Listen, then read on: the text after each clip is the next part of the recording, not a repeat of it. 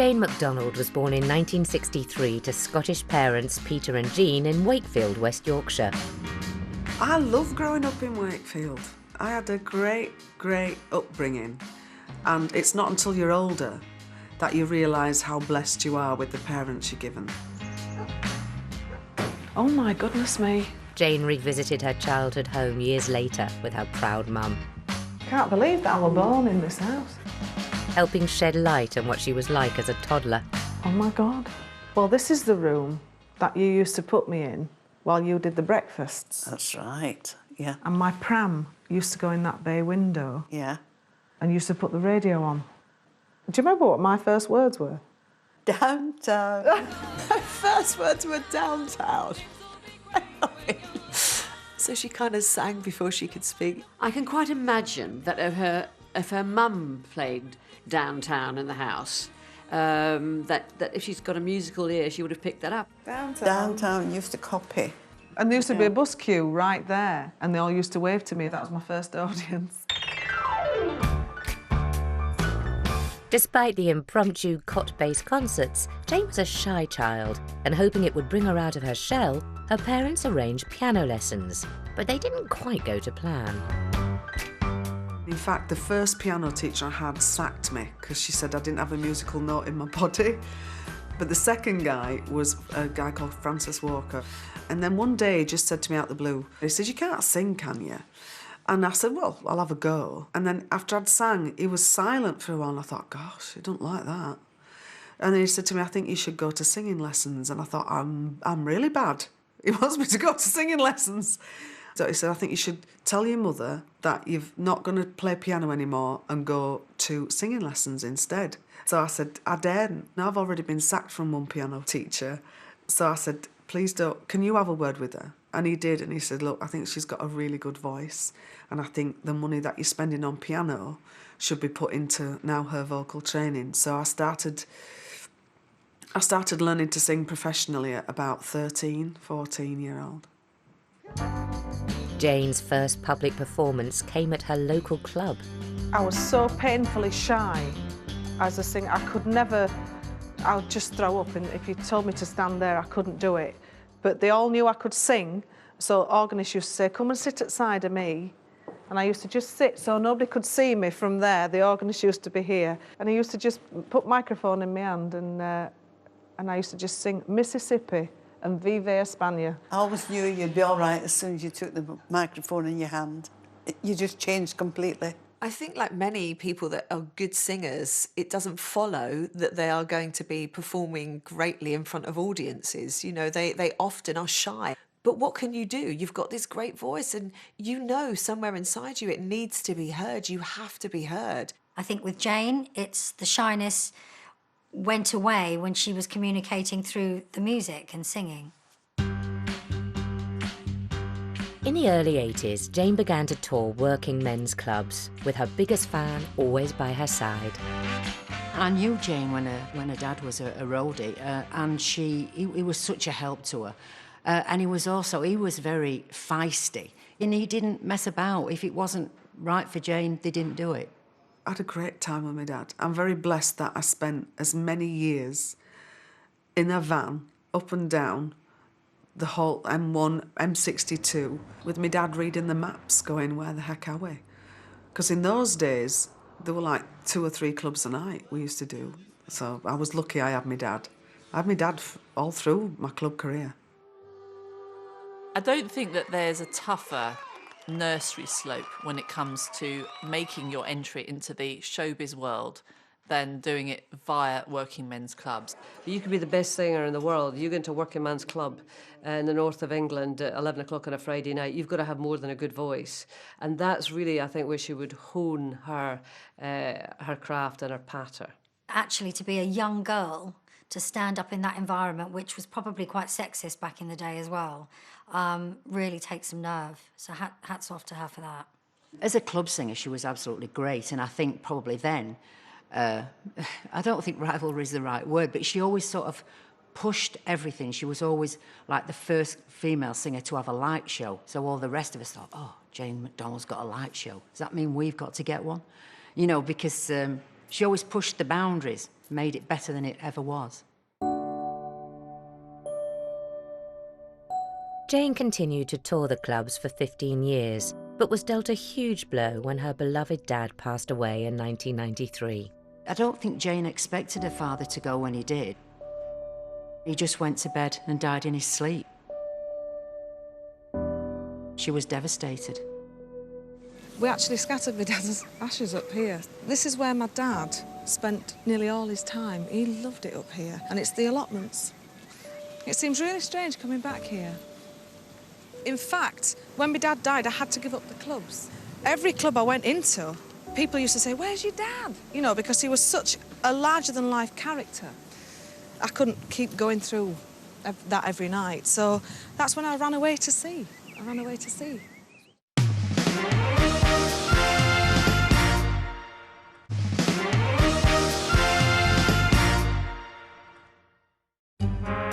Formerly an upper-class pursuit for the wealthiest of travellers, by the late 20th century, cruising had become a viable vacation option for everyone, offering all manner of on-board entertainment, as Jane discovered when she became a singer at sea. Cruise ship singers have to be the toughest singers out there. You have to be tough mentally because the competition is really hard. So you get put in groups of singers. You're all locked up for 3 months, all wanting to be big stars. It was like a whole world had just opened up in front of me. You learn discipline, you learn to work with other people, and you have to do 12 shows a week, and you have to have the stamina. But then I was young enough that I could have a really good time as well. And I can honestly say there were some of the best years of my life working on the cruise ships.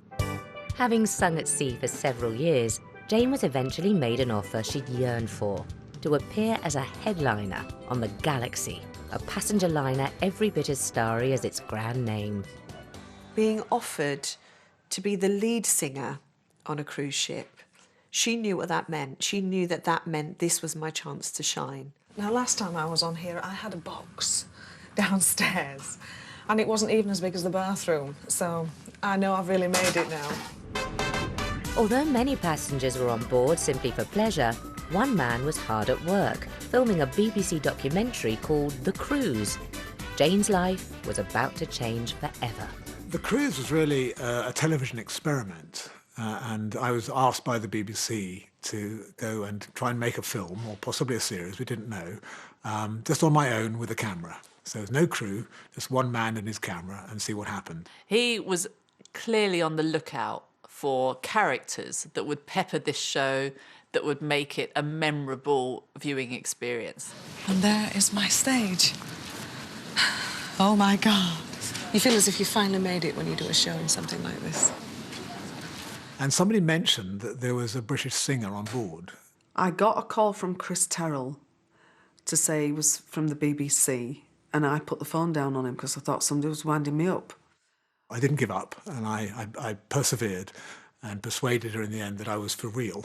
And she said, OK, let's give it a go. But we're saying goodbye, sail away, so we're off to warmer climates, bright sunshine, suntans, naked bodies, things like that. Looking forward to it. Her and Chris had this absolutely fantastic relationship, which meant you really got to see the best part of Jane. I'll be fine once I get out there. 1, 2, 3, 4, 5. It's just the lead up to it. And I haven't got my mother here to calm me down like she usually is. I know she's with me out there, you know. And, of course, my dad, who died 3 years ago, unfortunately, he's definitely with me. I really feel him with me. I thought almost immediately I met Jane that she's very special, a very special lady, and that could be at least one of the main characters in the series, possibly the main character. It was astonishing how honest she was and how good she was on camera. She was a natural. During the series, Jane faced the daunting task of trying to entertain an audience, leaving the arena like rats deserting a sinking ship. She goes out and she starts singing, and then the minute she does, there's a big stampede to the back of the room. You keep cutting back to this excruciatingly long kind of scene of more and more people walking out of the show. Good evening, everyone. How's everybody doing out there? Hello? That's it. You must talk to me. You must talk to me. There's only a few of us, but we're quality. We are quality in here tonight. It turns out that it's because there's a special buffet on somewhere else on the ship. and people just really enjoy a free lunch, it turns out. And actually, at the time, I remember people coming up to me and saying, you don't want to be doing that. These was other people in the ship's company, thinking that I was undermining Jane in some way.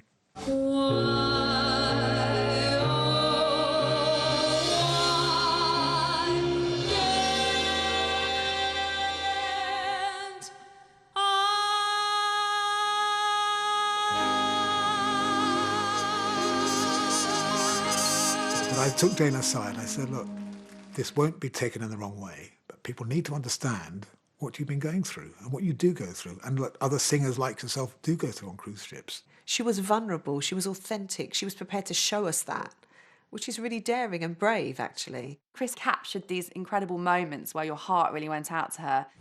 Well, what a night that was.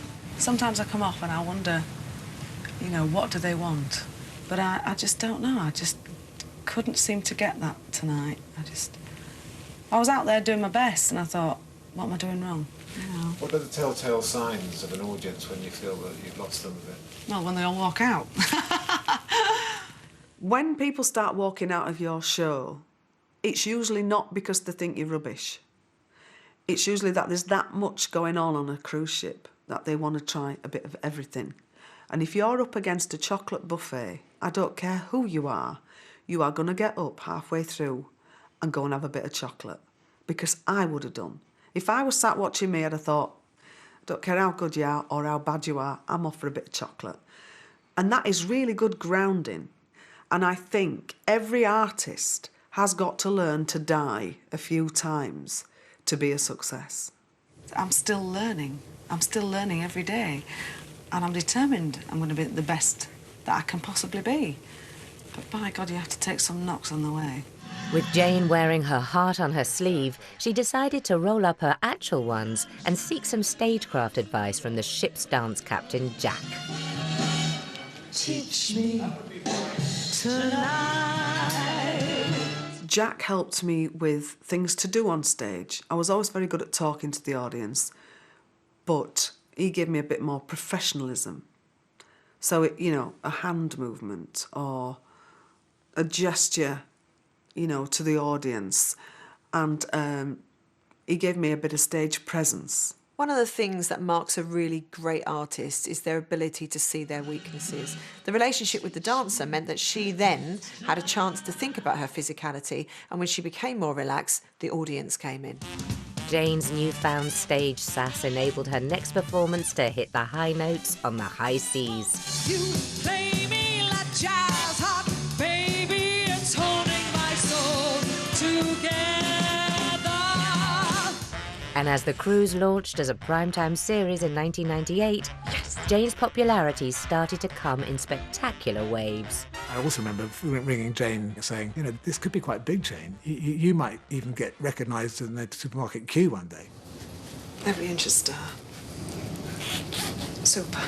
If she'd been a kind of slick, bulletproof performer, she wouldn't have been nearly as likeable and engaging. But as it was, she was one of us. She wasn't a sort of showbiz personality over there. She was here in our living rooms, and that's what made her so big. Everybody talks about the first ratings for the cruise. All I can remember is I got a phone call from my executive producer saying, Chris, we've got 11.9 million. And that was on the first one. And they rose from there. Producers would give their left arm for half those ratings these days. It was the talk of Britain. People really cared about what was going to happen with the relationships in it. They cared about the subjects, and Jane was obviously the star. Oh, You're on. oh my God. If I'm honest, I think pretty much all of the cruise's success was down to Jane. She's the breakout star. She's the one you come back to watch. She's the one you're rooting for. Jane McDonald can probably lay claim to being the very first reality TV star that then just burst out of the TV screen and made it her own. Let's go and show these Americans what an English girl can do. Nobody could have predicted the huge hit it was, especially me. I'd have done things a lot differently. I wouldn't have worn the gold dress with the 10 chins hanging out. I wouldn't have had my hair permed. Oh, God. With the cap on. Just so many things I would have gone, so it was a shock.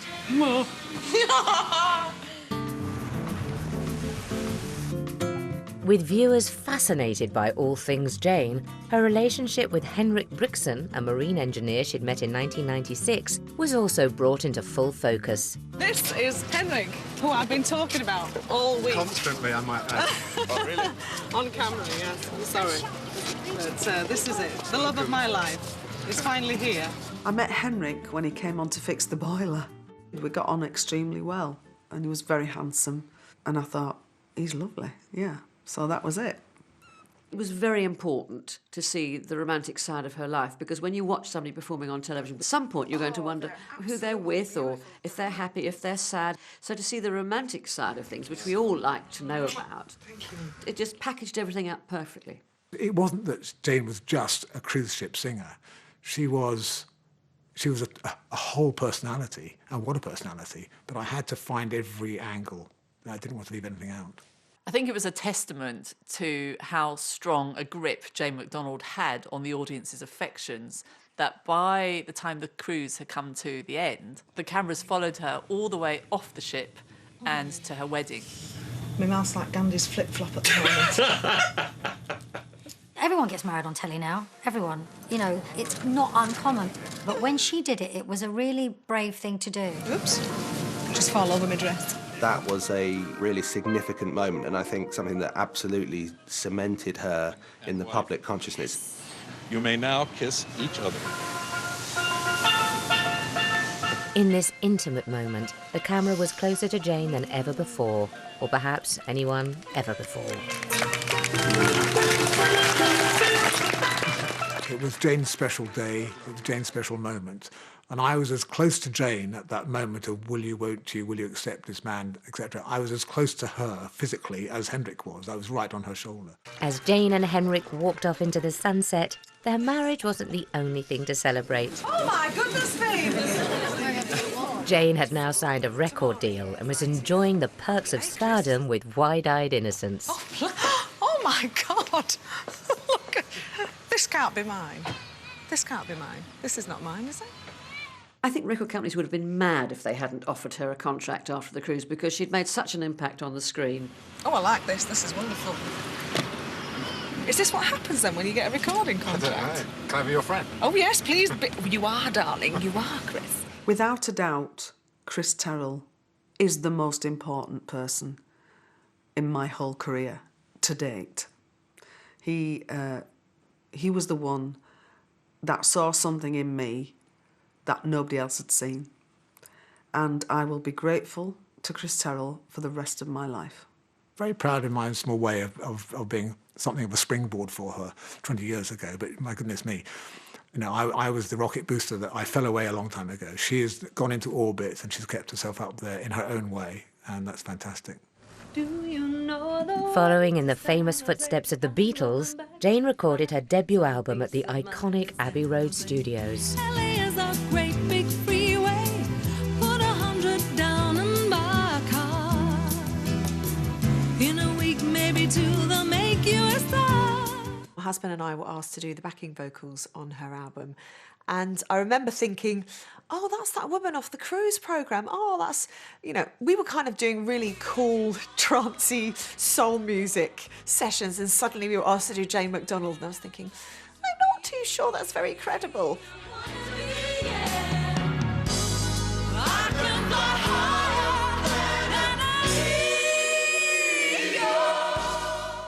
But actually, it was a great album. Went straight in at #1. Double platinum, all those sales. It was phenomenal. It made the Guinness Book of Records because she was the first female artist to have released an album, having never previously released any material, and still made it to the #1 spot. In less than a year, Jane had found fame, chart success, and a husband. But would life from now on always be plain sailing?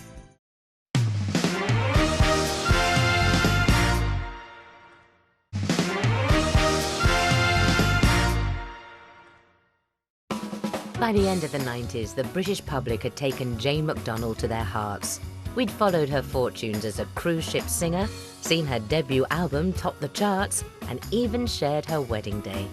Now, what we really wanted was the chance to see her perform live. I was thinking, wow, this is amazing, because I'd gone from an organist and drummer in a club to my own band, which I knew were brilliant, and full houses of people who were buying tickets to see me.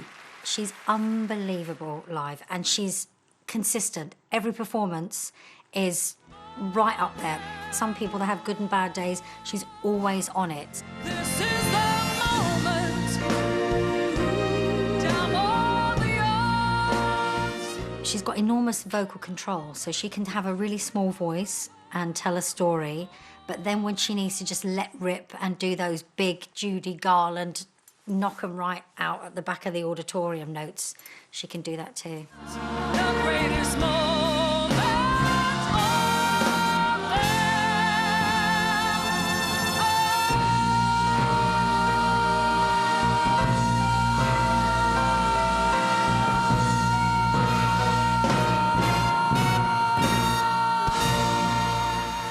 I think it's hugely important for me as a performer to speak to my audience. What do you think to this, then?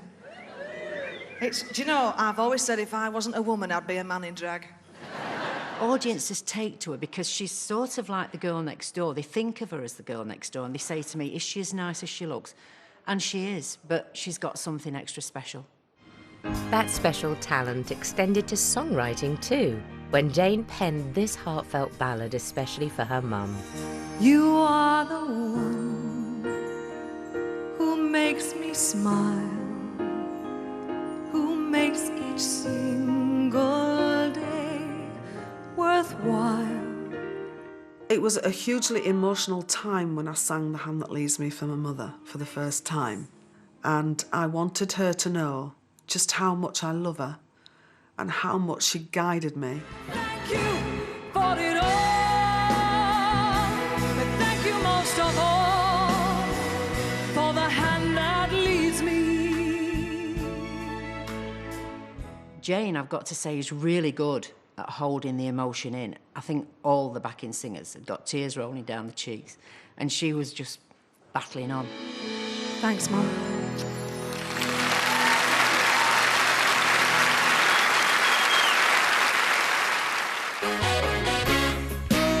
By 2001, Jane's rapport with an audience was no longer confined to the UK, as hubby Henrik, who'd now become her manager, led her to a sellout concert in the entertainment capital of the world. Vegas was a big shock for me, but Henrik said, I want you to have a concert at the MGM Grand in Vegas, which I laughed out loud at. I hadn't realised that all the audience in that place would be lit because we were filming it, and I came out of the floor and nearly wet my pants. I could see thousands of people in this audience just about to do a show that I'd never performed before. All I can say is, wow, gee, look at where I am. Tonight I've landed, pow, here at the MGM. What a setup, holy cow. They'd never believe it if my friends could see me now. To be able to take on that size of a song and do it justice and completely own it by the end of it is you know, huge respect to Jane, because she can do it every time. What a build-up, holy cow. They'd never believe it if my friends could see me now. I found the Vegas audience very receptive due to the fact that not many people sing live in Vegas, and the fact that I was singing Barbra Streisand songs. There were a lot of shocked people, which shocked me, because I thought everything was live in Vegas, but a lot of it isn't, apparently. I can feel you, Papa. Watch me fly.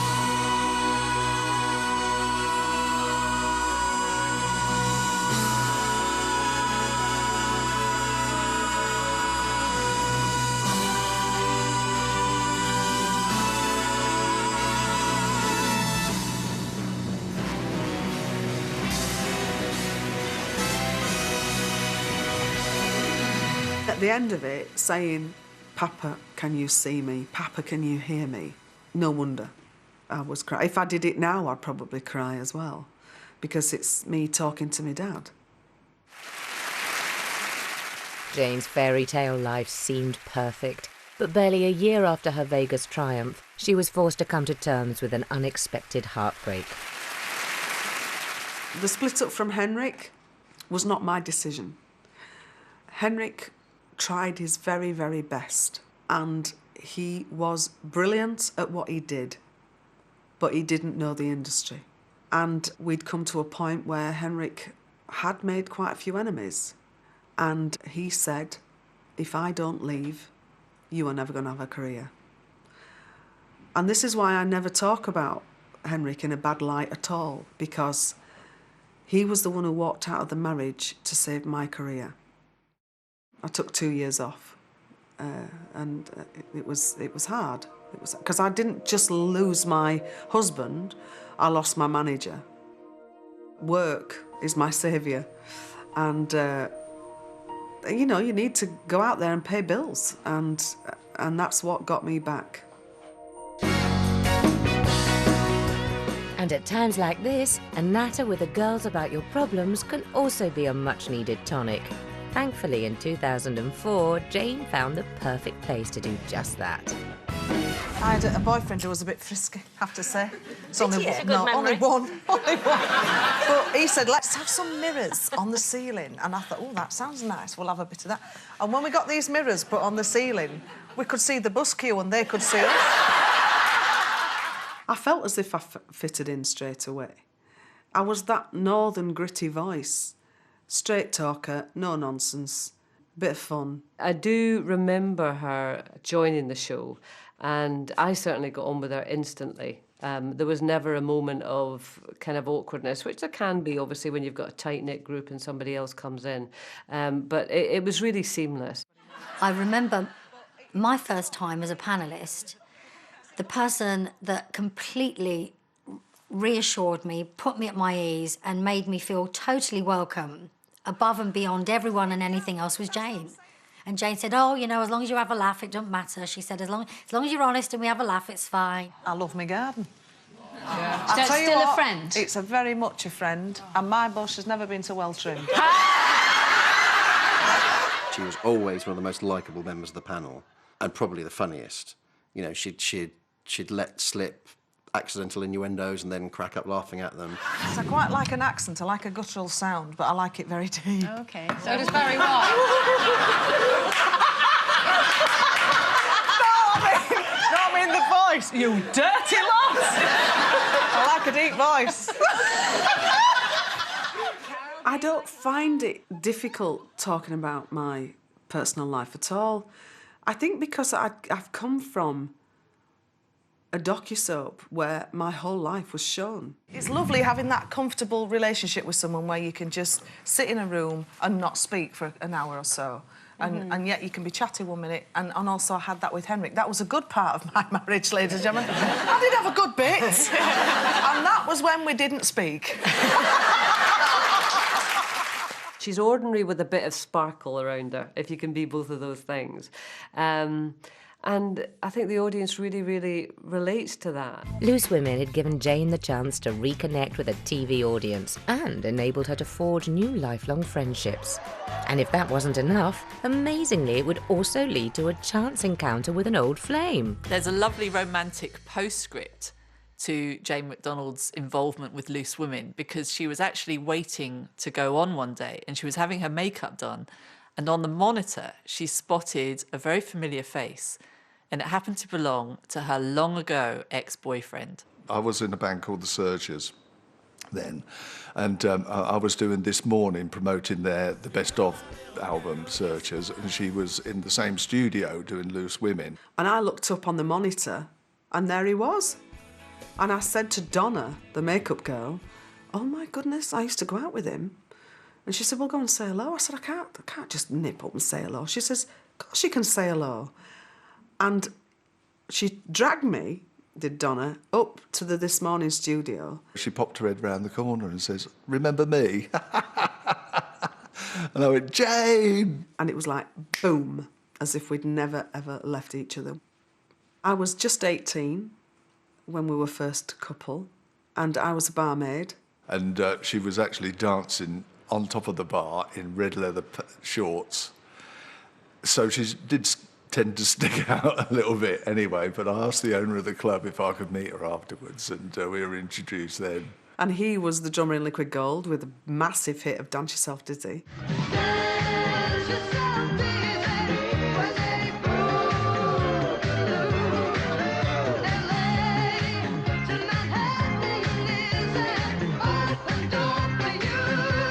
We never split up, we didn't have an argument. I just left one day. I thought, I don't want a big fallout. I'll just let him get on with his career, because he was very rock and roll in those days. Jane had kind of given us the impression that she was just kind of off it. You know, she'd had enough of men, and actually she was just happy with her music and her mum and her bungalow in Wakefield and everything, and, you know, men were off the menu. So I was quite intrigued when Ed kind of popped up and she rekindled that romance. I absolutely adore him. He's a gentleman. I mean, he's lovely to all of us. He's an absolute dreamboat, and I'm so happy that she's happy with him and she's found him, and they got back together after all these years. You know, it was so meant to be. With this newfound support, Jane embarked on further albums and live shows, including a one-night-only performance at the legendary London Palladium. When Jane did the Palladium, oh, it was so exciting, because you stand on the stage and think about all the famous people that have been stood on that stage where you are, and it is the theatre that everybody wants to be at. I was there with her beforehand, and I thought, you know, she's going to be a nervous wreck when she walks out there. And she just walked and breezed on like nobody's business, and I thought, well, this is unbelievable. When she takes the stage, she just makes the stage her own. She does this thing with her arms, where her arms go out and the hair's massive, and then she's twinkling, and it's just pure showbiz. If you'll only give me time.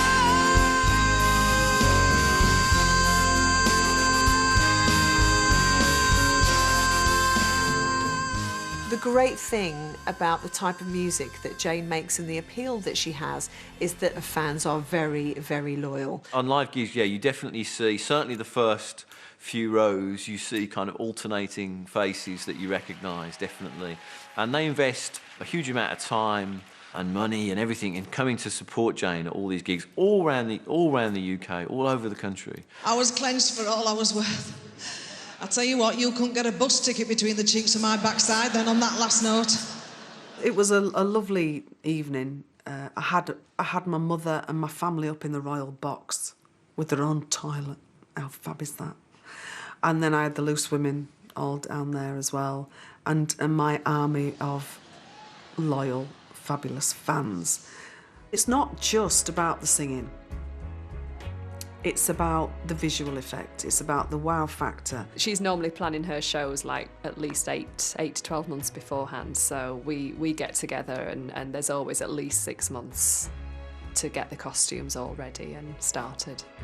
Normally my dresses are anything between 40 to 100 hours to make from start to finish. But Jane's dresses, with them being so complex and with them being 4-stage, you're probably talking double that. So anything up to 200 hours is spent on one of her costumes. With ever more elaborate costumes and concerts to plan, after a long innings at the Loose Women crease, Jane made a shock announcement live at lunchtime. I've got a bit of news for you, because I won't be here on the next series of Loose Women. I know, thank you very much for that. And a bit more, please. And because my work schedule is just manic next year. We'll miss you. Oh, thank you. We miss you already. It was difficult, and it wasn't an easy decision, but it was Sue Ravey who said to me one day, "You've been on Loose Women for 10 years now." And I said to her, Jane, your voice probably will only last for so long. If you don't use it, you'll lose it. That's what they say.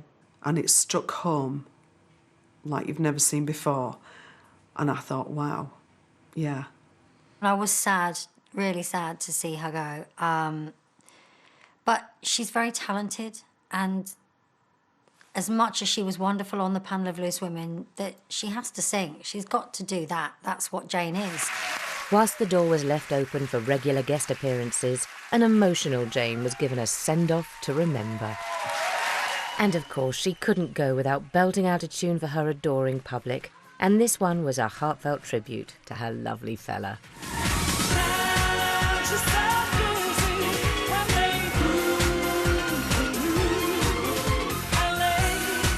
To Mount Heaven is Jane McDonald had experienced an extraordinary decade of highs and lows. Now, having rediscovered true love, she was ready to face new challenges.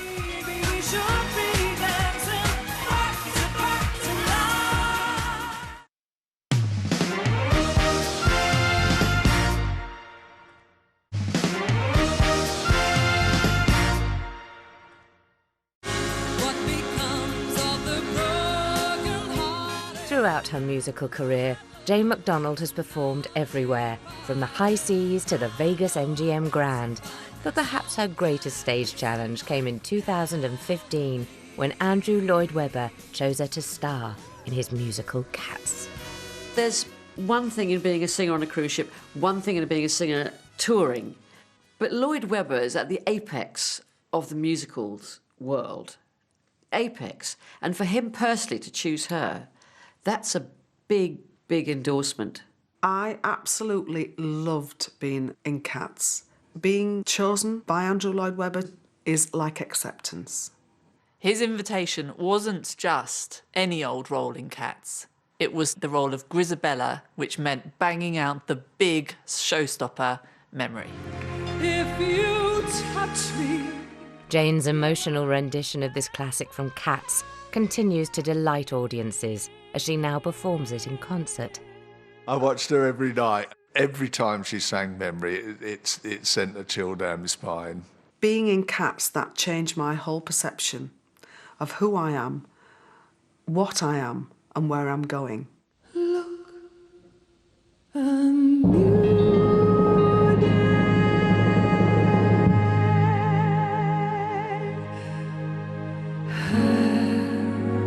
has begun.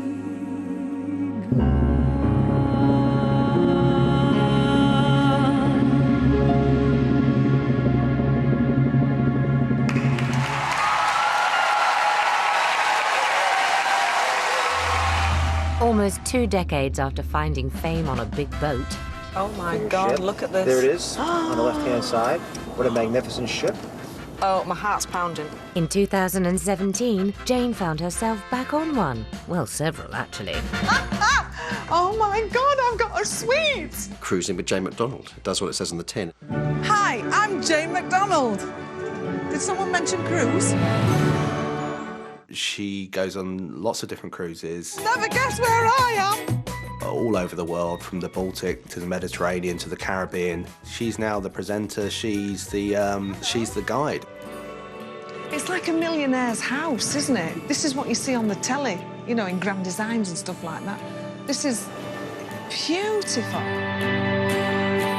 Jane, welcome to your room. Thank you.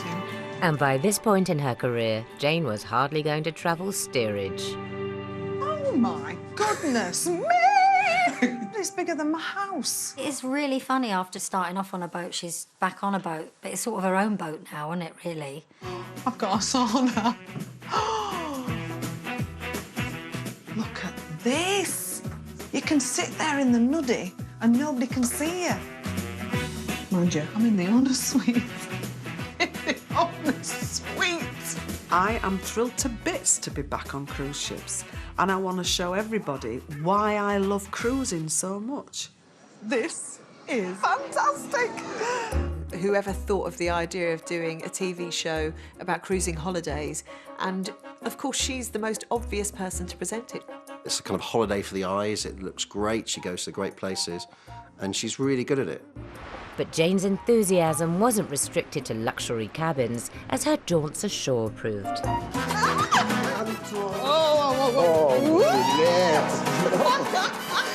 quite like that bit. Just because there's snow on the roof don't mean to say the fire's gone out, you know? She's clearly excitable. She's like an overexcitable whippet. Open and release. Open and release. Are you married? Open and release. Yes. Oh, you sure? It's an extraordinary success, but then it's such good watching. It's such easy watching. You know, because she has this ability to get on with everybody that she meets. People open up to her. Amor divino, amor bendito. Ay, ay, ay, ay. Uy, uy. Amor. Is this a love song? Amor, amor. Se meta conmigo. No. Quiéreme. Quiéreme. I haven't had as much to drink as you. Un poquito nada más. Un poquito nada más. Way! Perfect. Thank you for that love song. Oh, wait. Jane is very natural on camera. She's just herself. It's exactly what worked for the cruise. It's exactly that is working for Cruising with Jane McDonald. Cruising with Jane McDonald. And the icing on Jane's remarkable career cake came in 2018 with a well-deserved but unexpected BAFTA for Cruising. Her emotional, humble and truly heartfelt acceptance speech only made us love her more, proving she can cut it at the very highest level. Oh, flipping heck. That is so not, I just know. I've even had this written for me because I thought there's no way we're winning that. Wow. It even says wow on here. Firstly, I'd like to thank Channel 5. Channel 5, you go. Channel 5. For commissioning this series, Ben Frau and Greg Barnett. It was your vision and your support that made this all a reality. And this award is a testament to your channel's evolution. And I'm proud to be a part of this. I really am. And Jane's natural presence on our TV screens continued in 2018 with Jane and Friends, a new series showing her perform favourite songs with her tour band in front of a live audience. 20 years ago, when it all just happened on the cruise, I actually kept my job open on the ship for quite some time because I thought it would be 5 minutes and then I'd be back on the ships. What do you say to the people that say, well, it's just luck for you, you happen to be on the telly, so you've got the breaks? I say you're damn right. I was just lucky. There's so much talent out there, Chris, you wouldn't believe. I had no intentions of having a career like this, and I'd never for 1 minute take it for granted. I think Jane is one of the most determined people I've ever known. That's why she is where she is today, because she's got herself there. She just battles on, and when she comes to a brick wall, makes her more determined, and she just goes around it. I'm very grateful for everything that is happening to me now, and I'm grateful for all the people who have worked with me and helped me along the way. Loyal, great fun, hugely talented, just a really solid friend. She's already a national treasure. You know, she's a combination of Scylla and Gracie Fields and Shirley Bassey, all kind of rolled into one glorious bundle. She's very down to earth. She's really great with people. She's an unbelievably talented and perceptive musician. I actually genuinely believe that these are her vintage years that we're about to see. What do I think the future holds for Jane? I think she's going to be an international megastar. My life has been charmed, full of luck. Is this what happens then when you get a recording contract? Full of wonderful fans, a loving family, some wonderful partners in my life, and a best friend. Life can't get any better.